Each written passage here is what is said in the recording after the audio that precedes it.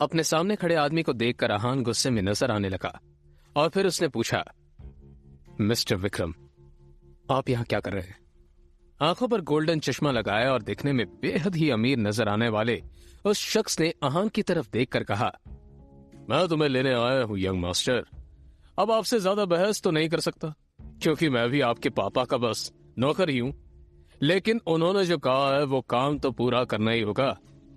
जवाब में आहान खींचते हुए बोला, सीधा पॉइंट पर आइए, पहेलियां बुझाना मुझे पसंद नहीं। इस पर विक्रम मुस्कुराते हुए बोला, अच्छी बात है, तो मैं आपसे ये कहने आया था कि आपके पिताजी आदित्य राय ज्यादा चाहते हैं कि आप उनके बिजनेस को आकर संभाल लें। वो आपको एशिया के सबसे बड़े बिजनेस एम्पायर को सौंपना चाहते हैं। विक्रम की बात सुनकर आहान गुस्से में बोला, और आपने सोच लिया कि मैं उनकी बात मान जाऊंगा? मैं तो उनका नाजायज बेटा हूं ना, फिर वो ये सब मुझे क्यों देना चाहते हैं? और फिर जब मेरी माँ बीमार थी और मैं उनसे मदद मांगने गया था तब तो ये इंसान मीटिंग में बिजी था। उन्हीं की वजह से आज मेरी माँ इस दुनिया में नहीं है और इसके लिए मैं उन्हें कभी माफ नहीं करूंगा। आप यहां से चले जाइए मिस्टर विक्रम। आहान के इस बात पर विक्रम ने एक लंबी सांस ली और फिर कहा, यंग मास्टर, आप भी जानते हैं कि आपके पिता कितने जिद्दी हैं। वे आपको अपने पास लाने के लिए किसी भी हद तक जा सकते हैं। किल खानदान उनके सामने कोई औकात नहीं रखता। वे जिसे भी चाहे पल भर में मिट्टी में मिला सकते हैं।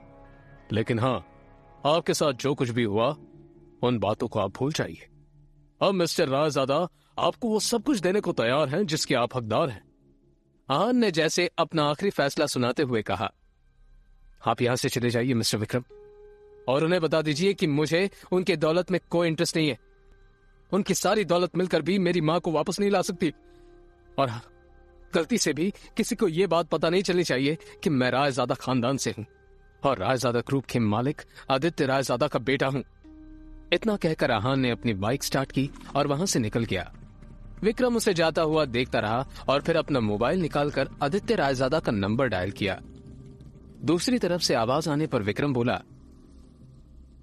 आहान ने अपनी बात मानने से मना कर दिया है। दूसरी तरफ से कहा गया, मुझे वो किसी भी हालत में चाहिए। इसके लिए जो भी रास्ता अपनाना पड़े तुम अपनाओ, लेकिन आहान मुझे हर हाल में चाहिए। इतना कहकर फोन काट दिया गया। कुछ सोचकर विक्रम के होठों पर एक मुस्कान आ गई और वो बोला, यंग मास्टर, आपको आना ही होगा। इधर आहान कुछ ही देर में अब अपने घर पहुंच चुका था। सामने लगी घड़ी में देखा तो शाम के 7 बज चुके थे। अपने आसपास देखते हुए उसने कहा, शनाया की मां तो अपने घर वापस जा चुकी है, लेकिन शनाया का पता नहीं कि वो कब आए। तभी अचानक ही आहान का मोबाइल बज उठा। उसने स्क्रीन पर देखा तो यामिनी जी का फोन था। फोन उठाते ही दूसरी तरफ से आवाज आई, कहां रह गए थे तुम?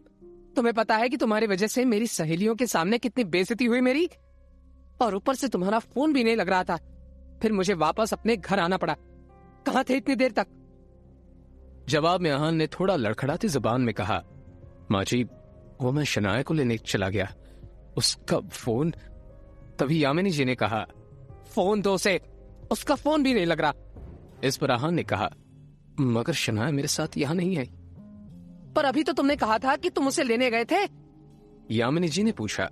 इस पर आहान ने कहा, हाँ, मगर वो अपने किसी क्लाइंट के साथ। आहान का इतना ही कहना था कि तभी यामिनी जी उस पर चिल्लाते हुए बोली, रात होने को आई है और तुम कह रहे हो कि शनाया अपने किसी क्लाइंट के साथ है? जरूर तुम्ही ने कुछ गड़बड़ की होगी, इसलिए वो तुम्हारे साथ नहीं आई। अरे, एक अच्छे दामाद तो तुम बन ना सके, अब कम से कम अच्छे पति तो बन जाओ। ढूंढो उसे जाकर, कहाँ है वो, और मुझे 1 घंटे के अंदर शनाया घर में चाहिए। इतना कहकर यामिनी जी ने फोन काट दिया। आहान ने शनाया का नंबर डायल किया तो वो नहीं लग रहा था। अब सच में उसे शनाया की फिक्र होने लगी। वो लगातार शनाया को फोन लगाता रहा मगर उसका फोन नहीं लगा। अब परेशान होकर आहान बाहर निकला और अपनी बाइक स्टार्ट करके देव मल्होत्रा के नाइट क्लब की तरफ निकल पड़ा। आहान के बारे में भले ही मल्होत्रा को नहीं पता था, मगर आहान देव मल्होत्रा के बारे में कई बार शनाया के मुंह से सुन चुका था कि मल्होत्रा उसका पुराना क्लाइंट है और उसका एक नाइट क्लब भी है। आहान ने क्लब के सामने जाकर अपनी बाइक रोक दी और फिर अंदर दाखिल हो गया। अंदर बेहद ही शोर शराबा था और लोग शराब पीकर नाच रहे थे। आहान ने चारों तरफ नजरें दौड़ाई मगर शनाया उसे कहीं भी नजर नहीं आई। कुछ सोचते हुए आहान क्लब के मैनेजर की तरफ बढ़ा कि तभी बगल के एक कमरे से उसे शनाया के चिल्लाने की आवाज सुनाई दी। आहान ने एक झटके से दरवाजा खोला तो उसका मुंह खुला का खुला रह गया था। कमरे के अंदर शनाया नशे में थी और देव मल्होत्रा उसके साथ जबरदस्ती करने की कोशिश कर रहा था। आहान को वहां देखते ही देव उस पर चिल्लाया, तुम यहां?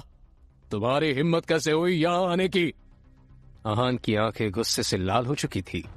वो मल्होत्रा की तरफ बढ़ा और उसके गाल पर एक जोरदार थप्पड़ चढ़ दिया। पकड़े जाने के डर से देव मल्होत्रा के हाथ पांव कांपने लगे थे।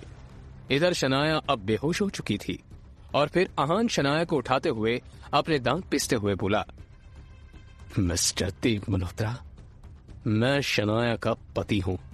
जी तो करता है कि मैं यहीं पर तुम्हें जान से मार दूं, मगर मेरी बीवी के कारण मेरे हाथ बंधे हुए हैं। इससे तुम्हारे ऊपर बहुत विश्वास था। अब तुम्हारा क्या करना है इसका फैसला शनाया ही करेगी।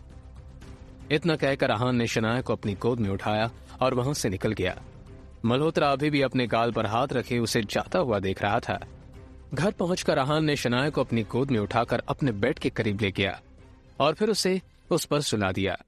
शनाया सारी दुनिया से बेखबर इस वक्त नींद के आगोश में थी और इस वक्त उसका मासूम सा चेहरा देखकर आहान को और भी ज्यादा प्यार आ रहा था।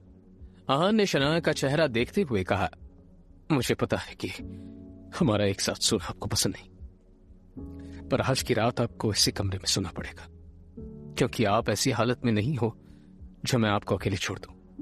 कहते हुए आहान शनाया के करीब गया और उसके सर पर हाथ फेरने लगा। शनाया का चेहरा देखकर उसका मन हो रहा था कि आज वो उस चेहरे को चूम ले, मगर फिलहाल उसके अंदर इतनी हिम्मत नहीं थी। आहान ने एक लंबी सांस ली और शनाया को ब्लैंकेट से कवर करने के बाद खुद एक पिलो उठाकर बगल में पड़े सोफे पर जाकर सो गया।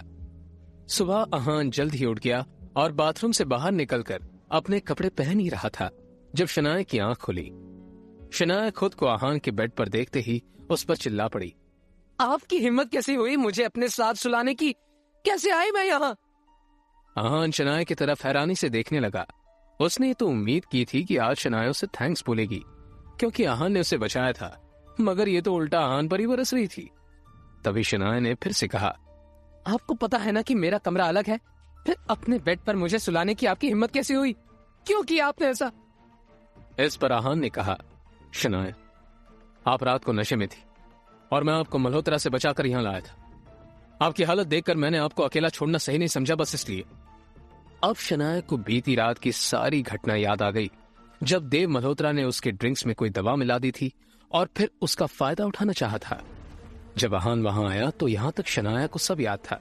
उसी के बाद शनाया बेहोश हो गई थी और अब शनाया एकदम से चुप हो गई। उसे खुद पर गुस्सा आ रहा था, मगर फिर उसने बात को घुमाते हुए कहा, मुझे याद है कि मेरे साथ कल क्या हुआ था, और अगर आप ये समझते हैं कि उसका फायदा उठाकर अब आप मेरे करीब आ सकते हैं तो इसे अपने दिमाग से निकाल दीजिए। शनाया ने इस बात को इस तरह से कहा था कि आहान को हंसी आ गई। वो नजरें घुमाकर अपने कपड़े पहनने में व्यस्त हो गया। तभी शनाया अपनी जगह से उठी और आगे बढ़कर टेबल पर अपना लैपटॉप उठाकर बोली, आपके चक्कर में तो मुझे याद ही नहीं रहा कि कुछ जरूरी काम भी करना था। इस मल्होत्रा का अब तो कुछ करना ही पड़ेगा। मुझे नहीं पता था कि वो इतना घटिया इंसान होगा। कहते हुए शनाया ने अपना लैपटॉप खोला और ईमेल चेक करने लगी। तभी उसे सामने जो दिखा उससे शनाया एकदम से शॉक्ड हो गई। वह हैरानी से ईमेल पढ़ते हुए बोली, ये कैसे हो सकता है? इस ऑफिसर ने मेरे सबसे बड़े ड्रीम प्रोजेक्ट को अप्रूवल देने से मना क्यों कर दिया? तभी अचानक ही शनाया का मोबाइल बजने लगा।